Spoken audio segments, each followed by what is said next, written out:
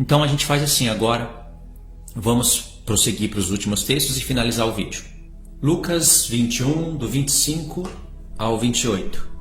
Haverá sinais no sol, na lua e nas estrelas. Sobre a terra, angústia entre as nações, em perplexidade por causa do bramido do mar e das ondas. Haverá homens que desmaiarão de terror e pela expectativa das coisas que sobrevirão ao mundo, pois os poderes do céu serão abalados. Então se verá o Filho do Homem vindo na nuvem com poder e grande glória. Ora, ao começarem essas coisas a suceder, exultai e erguei a vossa cabeça, porque a vossa redenção se aproxima. Irmãos, só nesses textos grandes coisas estão acontecendo aqui, grandes informações. Vou assinalar aqui para vocês.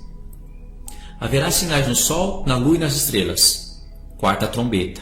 O Senhor está falando aqui das 3 últimas festas. Trombetas, expiação, que está escondida na palavra redenção, e a vinda do Filho do Homem é tabernáculos.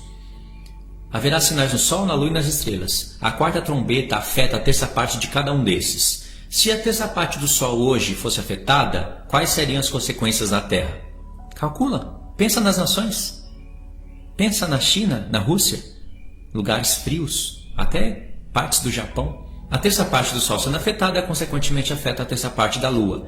Pensa, a terça parte da Lua sendo afetada.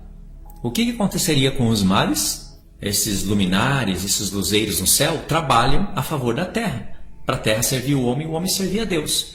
Mas se os homens não estão a fim de servir a Deus, e pelo contrário mata os santos do Senhor, Ele vai castigar. As próprias testemunhas vão ferir a Terra, dando essas palavras, dando ordem ao sol, à lua, às estrelas, para que eles sejam feridos e afete a terra. Isso na quarta trombeta. 3 trombetas antes tocaram para aterrorizar os homens na terra, porque vai diminuir comida, vai diminuir água. Durante 1260 dias não chove na terra, irmãos. Um terror. E aí acontecem terremotos, acontecem maremotos. E as nações, bramido de mar, de nações, também nos remetem a povos, línguas e nações. E aqui diz, angústia entre as nações. Tá vendo? Não é angústia só para Jacó. É angústia entre as nações. Em perplexidade por causa do bramido do mar e das ondas. As nações rugindo.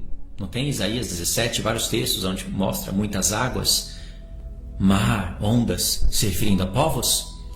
Verso 26. Haverá homens que desmaiarão de terror pela expectativa das coisas que sobrevirão ao mundo. Não é nem por estar acontecendo, é pela expectativa de acontecer. Porque, olha a mídia hoje, o homem tem câmera, tem inteligência artificial, tem instrumentos para prever muitas coisas. Eles vão prever terremotos e vai acontecer. Vão prever tufões, vai acontecer. Vão prever maremotos, vai acontecer.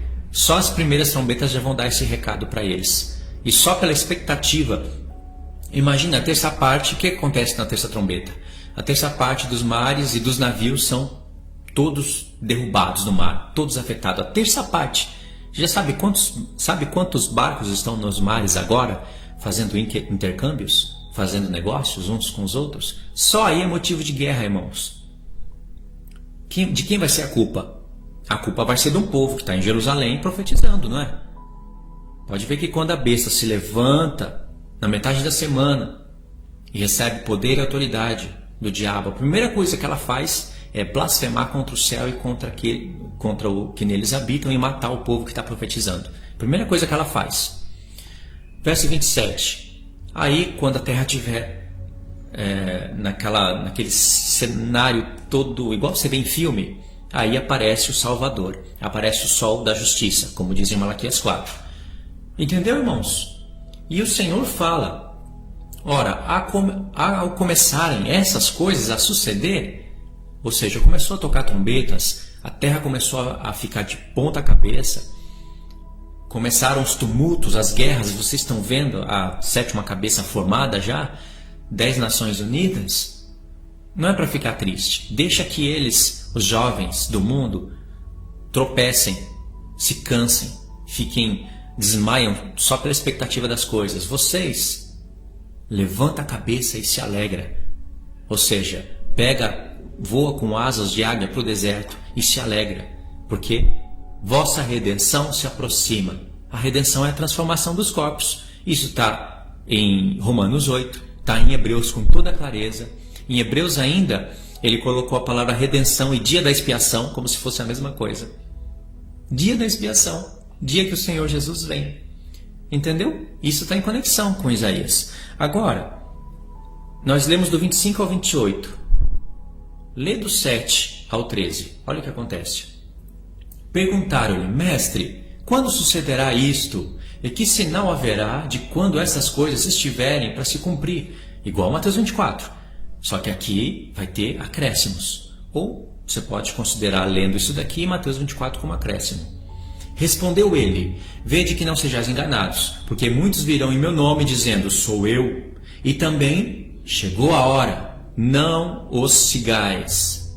Quando ouvirdes falar de guerras e revoluções, não vos assusteis, pois é necessário que primeiro aconteçam essas coisas, mas o fim não será logo.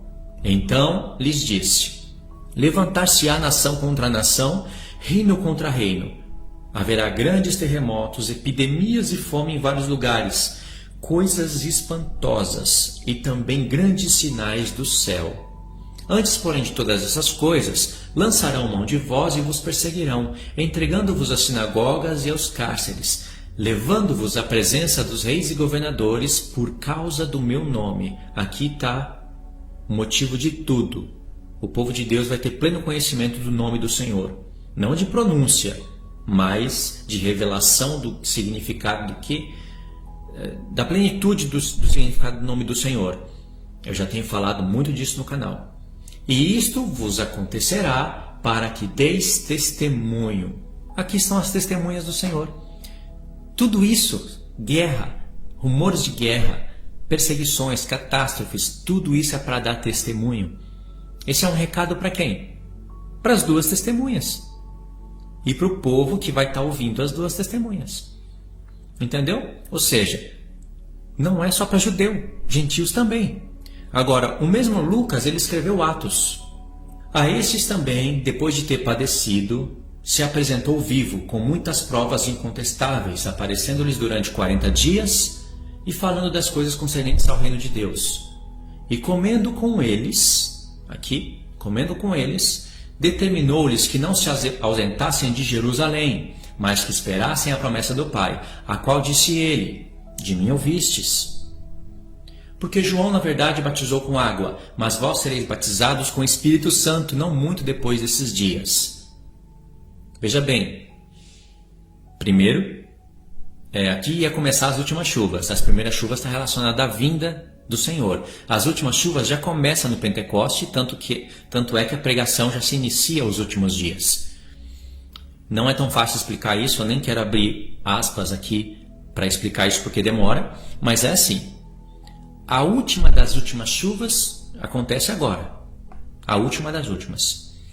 Então, o que acontece? Assim como houve um povo que foi para Jerusalém para esperar a promessa do Pai, no futuro agora haverá também um povo, não só de judeus, porque primeiro é para judeus, depois gentios, vão para Jerusalém esperar a promessa do Pai. Verso 6. Então os que estavam reunidos lhe perguntaram: Senhor, será este o tempo em que restaures o reino a Israel? Respondeu-lhes Jesus: Não vos compete conhecer tempos ou épocas que o Pai reservou pela sua exclusiva autoridade. Esse tempo que nós estamos, é o tempo que o Pai reservou pela sua exclusiva autoridade. A palavra tempos ou épocas, se fosse falada no hebraico, seria a palavra moed, relacionada às festas. Mas, verso 8, mas recebereis poder ao descer sobre vós o Espírito Santo, e sereis minhas testemunhas. Igual Apocalipse 11. Elas recebem: e darei poder às minhas duas testemunhas, ou e darei que as minhas testemunhas profetizem por 1260 dias. Judeus e gentios. Quando o Senhor fala: e sereis minhas testemunhas em toda a Judéia, Galiléia, Samaria e até os confins da terra, isso se completa, se planifica agora, no tempo do fim, com as suas duas testemunhas. Nós não somos testemunhas? Somos. Judeus não são testemunhas? São. Como o Senhor fala pelos profetas, já falava para as duas casas: vocês são as minhas testemunhas. Aí ele faz perguntas relacionadas ao tempo do fim, tipo essas: existe outro Deus além de mim? Não temas, eu anunciei antes, eu falei. Existe um Deus além de mim? Não? Então vai, vocês são minhas testemunhas. Profetiza. Aspas agora nessa palavra, né? Profetiza.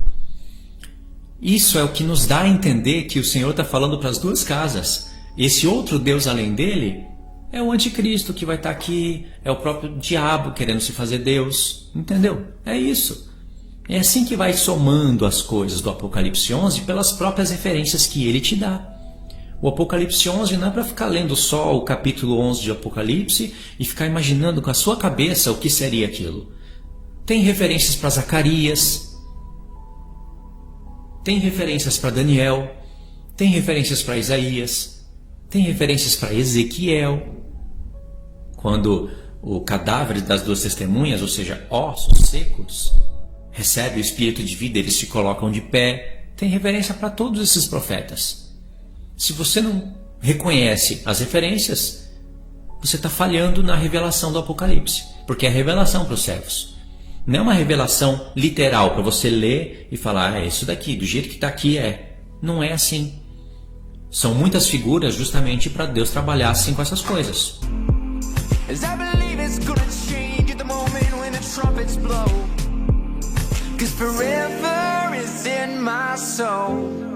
It's in my veins.